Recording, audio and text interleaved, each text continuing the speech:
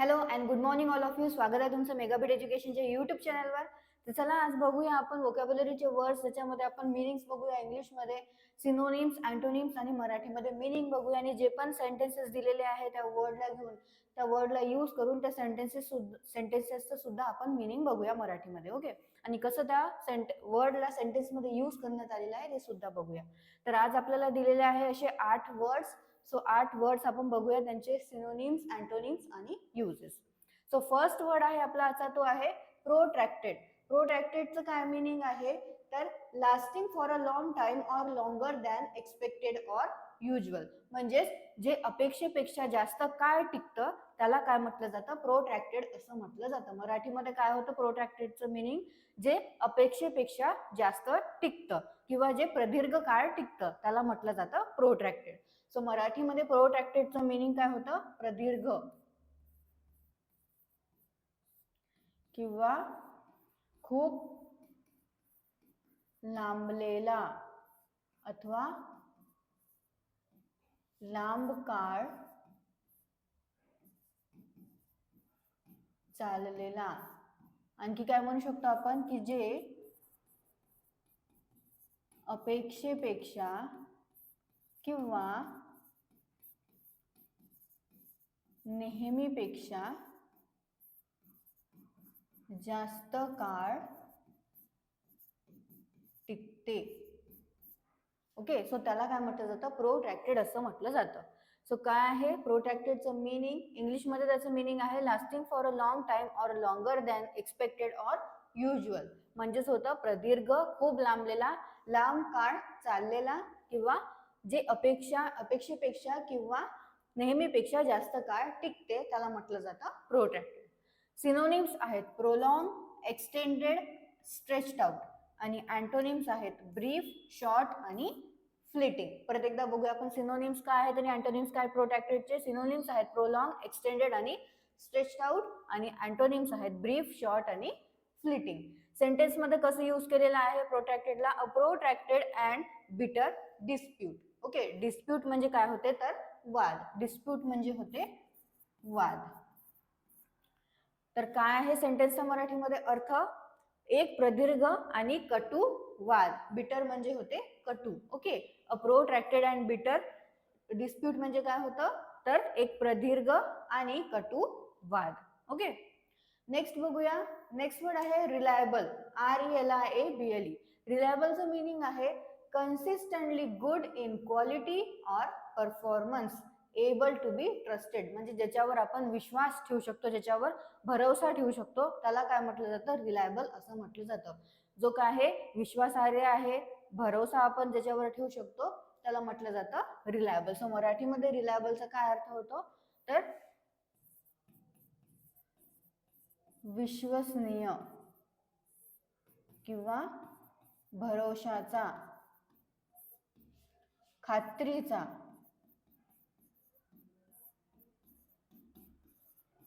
विश्वासार्ह. ओके, विश्वासार्ह हो आहे हा. तर रिलायबलचं काय मिनिंग आहे, consistently good in quality or performance.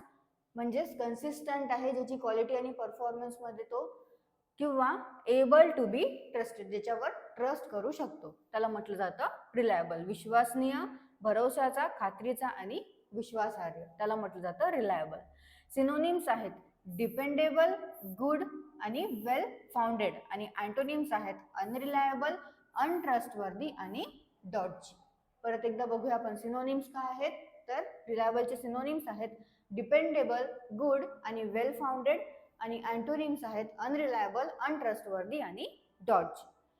Sentence मध्ये कसं यूज केलेलं आहे रिलायबलला, a reliable source of information. म्हणजेच सेंटेन्सचा मराठीमध्ये असा अर्थ होतो की माहितीचा एक विश्वासार्ह स्रोत. ओके, माहितीचा एक विश्वासार्ह स्रोत. तर सोर्स म्हणजे काय होते, स्रोत असं होते. आणि सेंटेन्सचा मराठीमध्ये अर्थ आहे माहितीचा एक विश्वासार्ह स्रोत. ओके, नेक्स्ट वर्ड आहे इम्पेटस, IMPETUS. तर इम्पेटसचं मिनिंग आहे the force or energy with which a body moves. ज्याने काय होते, एक बॉडी जी आहे मूव्ह होते, ज्याला आपण म्हणजे एखादा फोर्स देतो आपण, समजा आता काही आहे, चेअर आहे, त्याला आपल्याला सरकवायचं आहे, तर काय करतो आपण, त्याला थोडंसं हलवतो. म्हणजे काय करताय आपण, त्या चेअरला मूव्ह करण्यासाठी एक काहीतरी आपल्याकडून एक एनर्जी देत आहे, म्हणजे त्याला हलवण्याची एक एनर्जी देत आहे. त्याला काय म्हटलं जातं, इम्पेटस असं म्हटलं जातं. म्हणजेच काय होते की आपण त्याला चालना देत आहे किंवा उत्तेजना देत आहे, एक एनर्जी येत आहे त्याला हलण्याकरता, त्याला म्हटलं जातं इम्पेटस. सो इम्पेटसचा मराठीमध्ये काय अर्थ होतो, उत्तेजन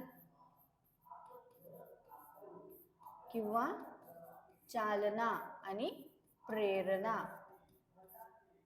म्हणजे होतं इम्पेटस. इंग्लिशमध्ये मीनिंग आहे the force or energy with which a body moves. एखादी एनर्जी किंवा आपण फोर्स देतो त्या बॉडीला मूव्ह करण्याकरता, हलण्याकरता, त्याला म्हटलं जातं इम्पेटस. म्हणजेच काय तर उत्तेजना, चालना आणि प्रेरणा. सिनोनिम्स आहेत मोमेंटम, प्रपल्जन आणि इम्पल्जन. आणि अँटोनिम्स आहेत डिसइन्सेंटिव्ह, ब्लॉक आणि चेक. काय आहेत सिनोनिम्स इम्पेटसचे, मोमेंटम, प्रोपल्जन आणि इम्पल्जन. आणि अँटोनिम्स आहेत डिसइन्सेंटिव्ह, ब्लॉक आणि चेक. सेंटेन्स मध्ये कसं यूज केलेलं आहे इम्पेटसला, हे hit the booster coil before the flywheel loses all it's impetus. So मराठीमध्ये काय आहे सेंटेन्सचा अर्थ, फ्लायव्हीलचा सर्व वेग कमी होण्यापूर्वी बूस्टर कॉइलला धडक द्या. काय आहे सेंटेन्सचा अर्थ, hit the booster coil before the flywheel loses all it's impetus. म्हणजे फ्लायव्हीलचा सर्व वेग कमी होण्याआधी बूस्टर कॉइलला धडक द्या. म्हणजेच काय होईल, त्या बूस्टर कॉइलला धडक दिल्याने फ्लायव्हीलचा वेग कमी होणार नाही, तो वेग जसाचा तसा राहील. ओके, असा सेंटेन्सचा अर्थ होतो. नेक्स्ट बघूया, नेक्स्ट आहे रिवाइव्ह. सो रिवाइव्हचं मिनिंग आहे give new strength or energy to. म्हणजेच काय देणे, पुनरुज्जीवित करणे, ओके, किंवा जिवंत करणे, त्याला काय म्हटलं जातं, रिवाइव्ह असं म्हटलं जातं. किंवा जागृत करणे, पुन्हा जागृत करणे, त्याला म्हटलं जातं रिवाइव्ह करणे. सो रिवाइव्ह म्हणजे काय होतं मराठीमध्ये, न्यू स्ट्रेंथ देणे किंवा न्यू एनर्जी देणे. ओके, म्हणजेच काय करणे, पुन्हा त्याला चेतना देणे. रिवाइव्ह म्हणजे काय होतं मग मराठीमध्ये, पुनरुज्जीवित होणे किंवा करणे. आणखी म्हटलं जातं पुन्हा चेतना येणे किंवा आणणे. आणखी पुन्हा चालू अथवा जागृत किंवा जिवंत करणे म्हणजे काय होतं, रिवाइव्ह असं होतं. सो रिवाइव्हचं मिनिंग आहे give new strength or energy to, नवीन स्ट्रेंथ आणि एनर्जी देणे. म्हणजेच काय करणे, तर पुनरुज्जीवित करणे किंवा होणे, पुन्हा चेतना येणे किंवा आणणे, पुन्हा चालू करणे, पुन्हा जागृत करणे किंवा पुन्हा जिवंत करणे, त्याला म्हटलं जातं रिवाइव्ह. सो सिनोनिम्स आहेत रिवाइव्हचे, रिइन्व्हिगोरेट, रिवायटलाइज आणि रिफ्रेश. आणि अँटोनिम्स आहेत टॉर्पिफाय. काय आहेत सिनोनिम्स रिवाइव्हचे, रिइन्व्हिगोरेट, रिवायटलाइज आणि रिफ्रेश. आणि अँटोनिम्स आहेत टॉर्पिफाय.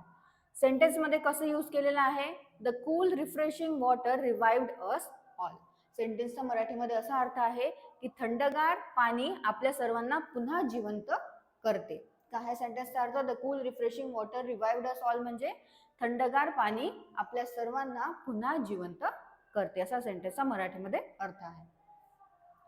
नेक्स्ट बघूया, नेक्स्ट वर्ड आहे हाय हँडेड. हाय हँडेडचं डेफिनेशन आहे having a feeling of superiority that shows itself in an over bearing attitude. म्हणजेच काय करणे की स्वतःचा दबदबा आहे असं दाखवणे, सुपिरियॉरिटी दाखवणे, त्याला काय म्हटलं जातं, हाय हँडेड असं म्हटलं जातं. जो काय आहे हुकुमशाही वृत्तीचा आहे त्याला म्हटलं जातं हाय हँडेड. ओके, सो मराठीमध्ये हाय हँडेडचं काय मिनिंग होतं, अरे रावीचा किंवा दबदबा गाजवणारा. आणखी काय म्हटलं जातं की हुकुमशाही वृत्तीचा किंवा कोणाचाही भावनांचा काही विचार न करता जो कृती करतो त्याला सुद्धा म्हटलं जातं high handed. Okay, so high handed म्हणजे काय होतं, having a feeling of superiority that shows itself in an over bearing attitude. म्हणजेच मराठीमध्ये काय होतं तर आरेरावीचा दबदबा गाजवणारा आणि हुकुमशाही वृत्तीचा. आणि आणखी काय होतं की जो कोणाच्याही भावनांचा विचार न करता काही पण करतो त्याला म्हटलं जातं हाय हँडेड. सो सिनोनिम्स काय आहेत, ॲरोगंट, अझम्प्टिव्ह आणि बम्प्टियस. नेक्स्ट बघूया इथे आपण. आणि कॅव्हलियर हे आहेत सिनोनिम्स कशाचे, हाय हँडेडचे. आणि अँटोनिम्स आहेत हंबल, लोवली, मॉडेस्ट आणि अनप्रिटेन्शियस. परत एकदा बघूया आपण काय आहे सिनोनिम्स आणि अँटोनिम्स. सो हाय हँडेडचे सिनोनिम्स आहेत ॲरोगंट, अझम्प्टिव्ह आणि बम्प्टियस आणि कॅव्हलियर. आणि अँटोनिम्स आहेत हंबल, लोली, मॉडेस्ट आणि अनप्रिटेन्शियस. तर सेंटेन्समध्ये कसं यूज केलेलं आहे हाय हँडेडला. So Bangladesh goes to the polls amid allegations of high handedness by the government. Sentence परत एकदा मी वाचते आणि परत त्याचं एकदा तुम्हाला मराठीमध्ये मीनिंग सांगते. काय होतं तर Bangladesh goes to the polls amid allegations of high handedness by the government. याचा मराठीमध्ये अर्थ असा होतो की सरकारकडून मोठ्या प्रमाणात हातमिळवणी केल्याच्या आरोपादरम्यान बांगलादेशमध्ये निवडणूक होत आहे किंवा निवडणूक होत आहे, असा सेंटेन्सचा मराठीमध्ये अर्थ होतो. काय होतो सेंटेन्सचा मराठीमध्ये अर्थ परत एकदा सांगतो तुम्हाला. सरकारकडून मोठ्या प्रमाणात हातमिळवणी केल्याच्या आरोपानंतर किंवा आरोपादरम्यान बांगलादेशमध्ये निवडणूक घेत आहे किंवा निवडणूक होत आहेत, असं सेंटेन्सचा मराठीमध्ये अर्थ होतो. नेक्स्ट बघूया. नेक्स्ट वर्ड आहे कॅनरस, CANOROUS. कॅनरसचं डेफिनेशन आहे, मीनिंग आहे having a pleasing mixture of notes. म्हणजे जे काय आहे मधुर आहे किंवा काय मंजूळ आहे म्हणू शकतो. कधी कधी काय होतं सकाळी सकाळी कोकिळा येते झाडावर आणि ती कोकिळा छान कू कू करत असते. म्हणजे काय करत आहे ती मंजूळ असा आवाज काढत आहे सकाळी सकाळी. त्याला काय म्हटलं जातं कॅनरस असं म्हटलं जातं. म्हणजे तो जो आवाज आहे कोकिळेचा तो काय आहे मधुर आहे किंवा मंजूळ आहे, सुमधुर आहे, त्याला म्हटलं जातं कॅनरस. सो डेफिनेशन काय आहे कॅनरसची, having a pleasing mixture of notes. म्हणजेच मराठीमध्ये काय अर्थ होतो तर सुमधुर किंवा मधुर आणि मंजूळ म्हणजे होतं कॅनरस. सिनोनिम्स आहेत युफोनिक, युफोनियस, हार्मोनियस आणि हार्मोनायझिंग. ओके, आणि अँटोनिम्स आहेत डिस्कॉर्डंट, डिसहार्मोनियस आणि डिसोनंट. सिनोनिम्स परत एकदा सांगते आणि अँटोनिम्स कॅनरसचे काय आहेत सिनोनिम्स तर युफोनिक, युफोनियस, हार्मोनियस आणि हार्मोनायझिंग. आणि अँटोनिम्स आहेत डिस्कॉर्डंट, डिसहार्मोनियस आणि डिसोनंट.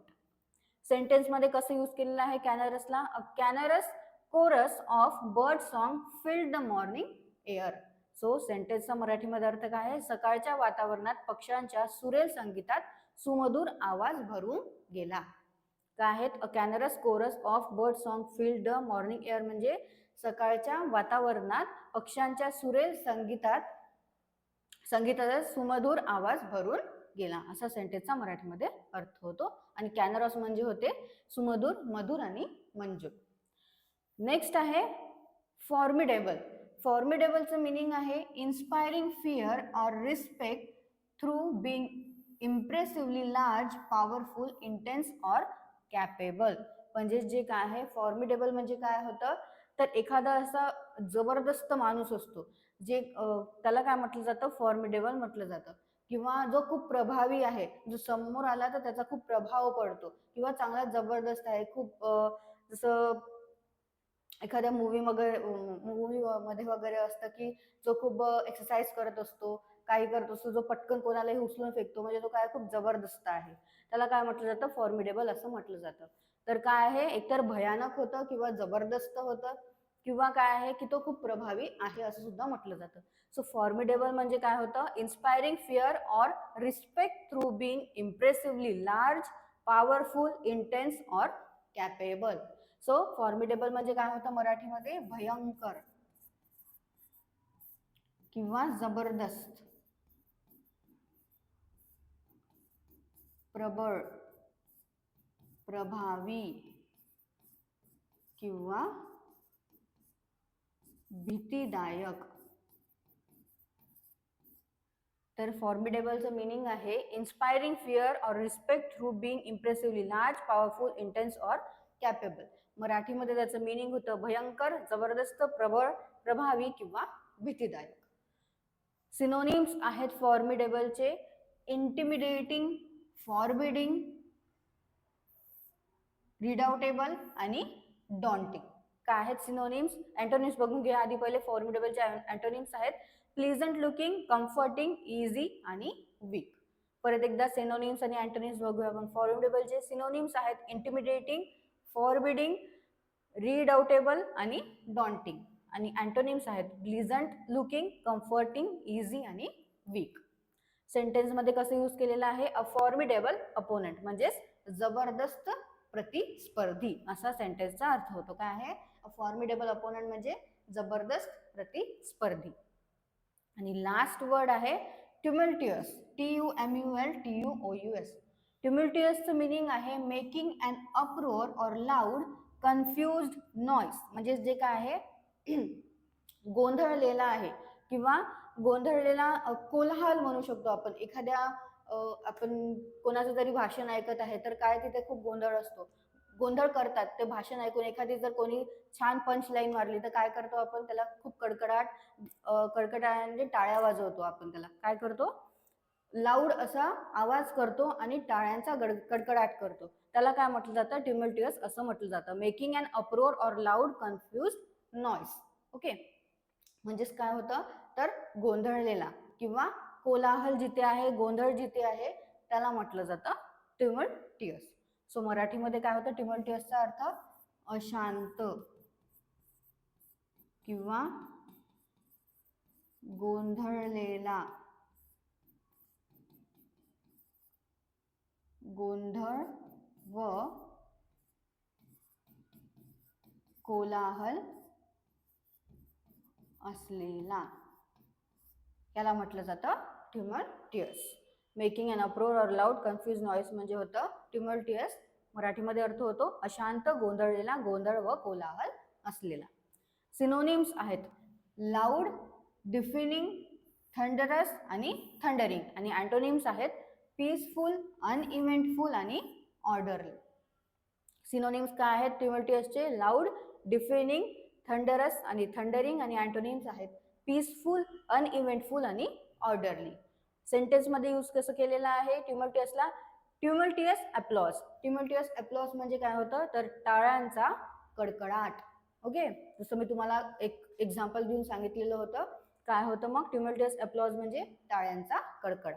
ओके, परत एकदा तुम्ही हे सगळे आठीचे आठी वर्ड्स वाचून घ्या. सिनोनिम्स, अँटोनिम्स आधी ते इंग्लिशमधले मिनिंग वाचायचे आणि नंतर मराठीमधले मिनिंग वाचायचे. त्यामुळे तुम्हाला कळेल की वर्डचं मिनिंग काय आहे आणि इंग्लिशमध्ये त्याचं काय मिनिंग होतं. त्यामुळे तुम्हाला इंग्लिश सेक्शनमध्ये जेव्हा तुम्ही सॉल्व्ह कराल क्वेश्चन्स, जेव्हा तिथे जर वर्ड्स आले ते तुम्हाला इझी पडतील. जसं की आता तलाठी भरती येईल आणि बरेचसे जसं हायकोर्टचे आलेले आहे नोटिफिकेशन, तसे बरेचसे नोटिफिकेशन्स येतील आता. त्याच्यासाठी तुम्हाला खूप युजफुल पडेल वोकॅब्युलरी. सो स्वतःच्या मनाने सुद्धा सेंटेन्सेस तयार करत चला. त्यामुळे तुम्हाला हे कळेल की त्या वर्डला त्या सेंटेन्समध्ये तुम्ही कसं यूज करण्यात आलेलं आहे.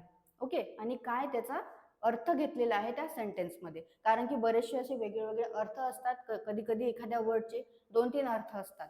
तर तुम्हाला सेशन आवडलं असेल, सेशनला लाईक करा, चॅनलला सबस्क्राईब करा, तुमच्या फ्रेंड्सला शेअर करत चला. All the best all of you and thank you.